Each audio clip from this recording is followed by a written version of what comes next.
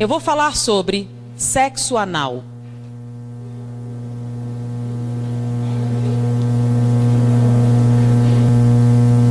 Essa aqui é a vagina feminina, o útero, o ovário. Aqui é o aparelho digestório. Boca, esôfago, estômago, intestino delgado, intestino grosso. Reto e esfíncter. Tá? A única coisa que eles têm em comum é serem cavidades, tá bom? Então essa cavidade aqui faz parte da função sexual. É um órgão sexual. Ele foi criado para quê? Para o ato sexual. Ele foi projetado para isso. E esse aqui faz parte do aparelho digestivo ou digestório. Ele foi projetado com o objetivo de absorção de alimentos. Ele não foi projetado como objeto sexual. Então, quando eu fiz aqui o aumento, o que é que vocês encontraram? 16 camadas celulares, 7 camadas musculares, células caliciformes que produzem muco aquoso. Vamos fazer a mesma coisa aqui. Microscópio, vamos aumentar. Vocês que estão na escola estudando o aparelho, o corpo humano, quantas camadas celulares eu tenho no tubo digestivo? Uma. Células colunares, assim.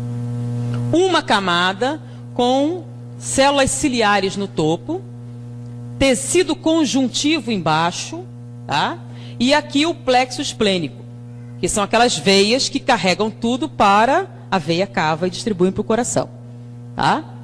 Eu tenho células caliciformes também, que produzem muco, mas não produzem muco aquoso, produzem muco seroso, com S. O muco seroso tem por função proteger o tubo digestivo dos ácidos estomacais. Quando você faz autópsia, você tem que usar todo um aparato para que você não tenha queimaduras graves com os ácidos estomacais. Se você enfiar seu braço sem proteção no estômago de um cadáver recente, você vai perdê-lo. As queimaduras serão muito intensas. Porque, lembram que o que acontece com um bife mastigado no estômago? Vira líquido. É ácido. E bife é carne. É um pedaço de bife do seu braço, naquele ácido vai virar líquido. Então os ácidos estomacais são altamente corrosivos. Por que não corrói seu estômago? Porque você tem, quando você faz endoscopia, uma camada brilhante que protege o estômago dos ácidos. É o muco seroso. O muco seroso, além de proteger dos ácidos, ele aumenta o atrito. Porque se o alimento passar muito depressa, o que acontece? Diarreia e você morre. Então o alimento tem que passar devagar para que você possa absorver os nutrientes, né? Você absorve os açúcares, as proteínas, as substâncias, as vitaminas. Então o muco seroso aumenta o atrito, enquanto o muco aquoso diminui o atrito. 16 camadas celulares, uma camada celular. Aqui em volta eu tenho só uma camada muscular, que dá a volta, que é a que faz os movimentos peristálticos. Só uma, precisa de mais? Não. É uma camada que empurra o bolo alimentar ao longo do tubo digestivo. E no final você tem um esfíncter, que é um nervo, que serve o quê? Para reter as fezes. Só isso. Não tem outra função. Ele relaxa, você libera. Então, quando você compara os dois, tem comparação possível? Não. Então, quando você atrita aqui, não tem nenhum problema. Quando atrita aqui, o que acontece? O que acontece no ato sexual? Atrito. Intenso. Quando você atrita, se você for fazer uma cirurgia e correr o risco de abrir o intestino, qual a preparação pré-operatória? Vocês não são tudo criancinha, né? Tem uma noção. Você não pode entrar na internet. Você vai tomar um comprimido laxante para eliminar o máximo de fezes. Você vai tomar antibióticos para matar as bactérias. Você vai fazer uma lavagem intestinal até a água sair limpa. E a última lavagem é com antibióticos. Porque se cortar e essas bactérias entrarem como meio interno, você vai morrer de septicemia. Então eles vão limpar tudo. Durante o sexo anal, você faz lavagem intestinal antes? Não. Então é um ambiente altamente contaminado. Quando você fizer atrito, só tem uma camada celular. Você vai romper e vai sangrar. Com a ruptura e o sangramento, o que você vai jogar aqui? As bactérias presentes nessa luz, que são Escherichia coli, se você tiver sorte. E outras mais patogênicas se você não tiver. Em volta daqui, nós temos linfonodos. São aqueles famosos da AIDS, né? Esses linfonodos, quando vêm essas bactérias, aumentam de tamanho. Aí você começa a ter uma granulação. Daí a incidência maior durante daqueles que têm hemorroidas, crescimento e dilatação de muitas veias da região e dificuldades gerais nessa musculatura. Essa ruptura constante faz com que essas bactérias superem a ação dos linfonodos e caiam na corrente sanguínea. O que tem que ir logo atrás do intestino? O intestino absorve os nutrientes, certo? E depois você tem que espalhar ele para o corpo. Então o plexo esplênico cai aonde? Veia cava. E a veia cava vai para onde? Direto para o coração.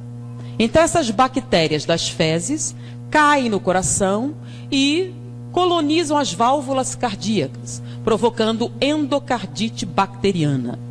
Então não é AIDS que provoca endocardite bacteriana, é a prática do sexo anal. Isso só acontece com homossexuais? Não, com heterossexuais também, que pratiquem o sexo anal, a probabilidade de endocardite bacteriana se torna proporcionalmente aumentada de acordo com o nível de prática. Com os homossexuais a incidência é maior porque é a única prática sexual, tá? Então, a incidência é bem maior. Por isso, todos os pacientes homossexuais tenham endocardite bacteriana. Com a AIDS, a endocardite evoluía para pericardite e nós tínhamos que fazer punção pericárdia, tirar o líquido inflamatório do coração. Senão, eles morreriam por asfixia, por contrição cardíaca. Além disso, é muito comum a insuficiência cardíaca entre homossexuais mais idosos, que a incidência chega a 68%, diferente da população normal, que é de 8%.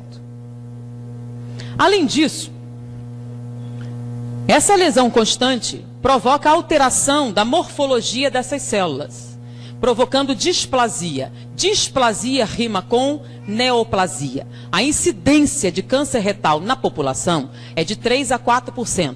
Entre os homossexuais chega a 32%. Então há uma relação direta com a prática do sexo anal e com a incidência de câncer retal. Além disso, a mulher não tem terminais nervosos de sensibilidade nesta área. Então ela não sente absolutamente nada com a prática do sexo anal, a não ser o sofrimento físico, a dor, a não ser que ela compre anestésicos, que são medicações inibitórias da sensibilidade para a prática do sexo anal, e compre lubrificantes artificiais para neutralizar o muco seroso e permitir que esse acesso faça com mínimas lesões. Então, sem lubrificantes artificiais, sem anestésicos para limitar a dor, é uma prática dolorosa, humilhante, violadora. Sendo que ela tem um órgão próprio para isso. Por que um homem teria que submetê-la a esse tipo de atividade se não fosse por sadismo? É o prazer em infligir dor. Porque ele aprendeu nos contos pornográficos que se você tratar ela com a brutalidade necessária, você conseguirá que ela tenha prazer. No homossexual, existe até pelo menos uma desculpa. Aqui, encostado, nós temos a próstata. Tanto que o exame de próstata é retal. A próstata se encosta aqui, mas vamos fazer um aumento aqui.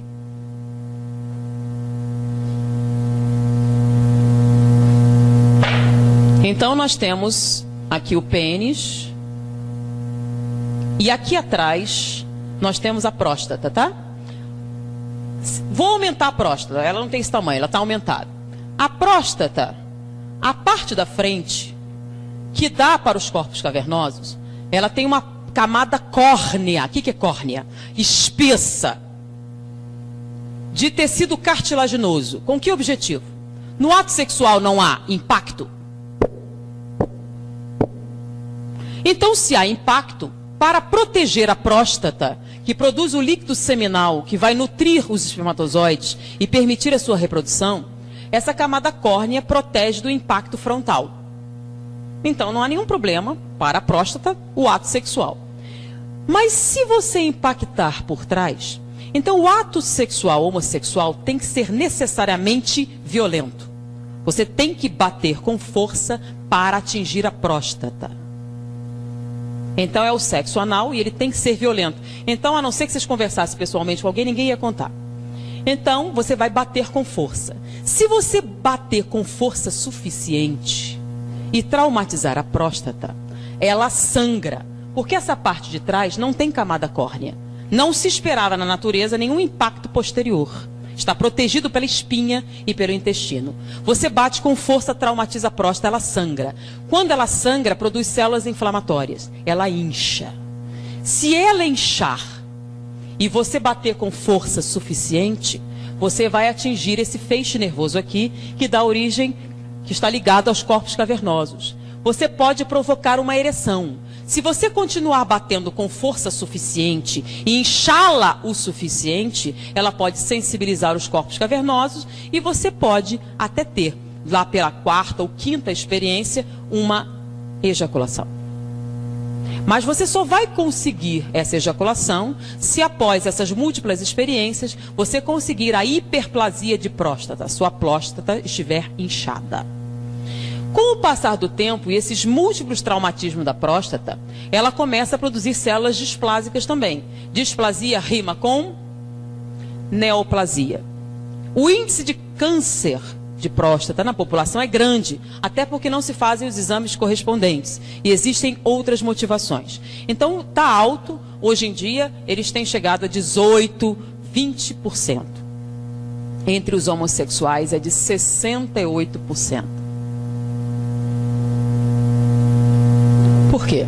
Porque a prática sexual que eles utilizam pressupõe o câncer de próstata.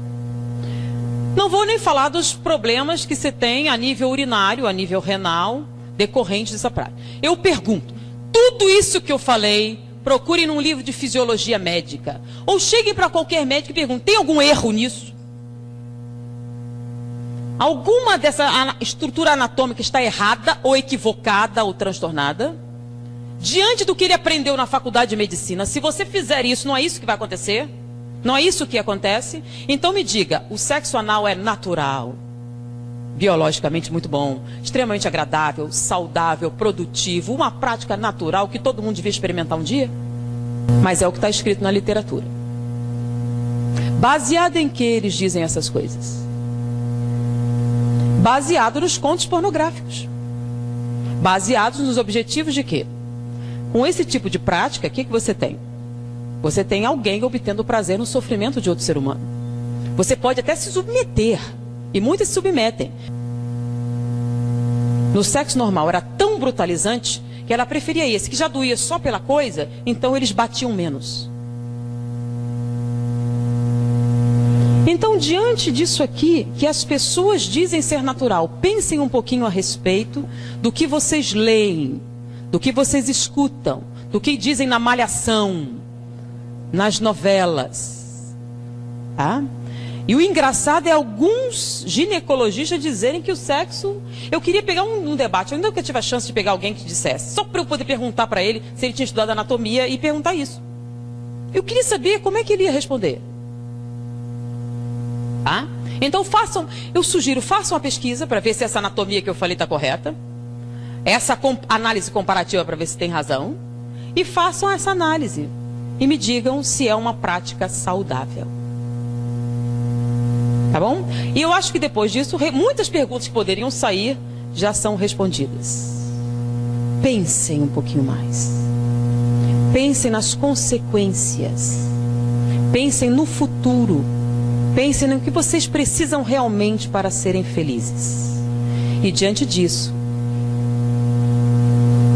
vamos orar mais, pedir inspiração, suavizar nossos sentimentos e principalmente não fazer aos outros o que não gostariam que fizessem a você, uma máxima muito importante em nossa vida.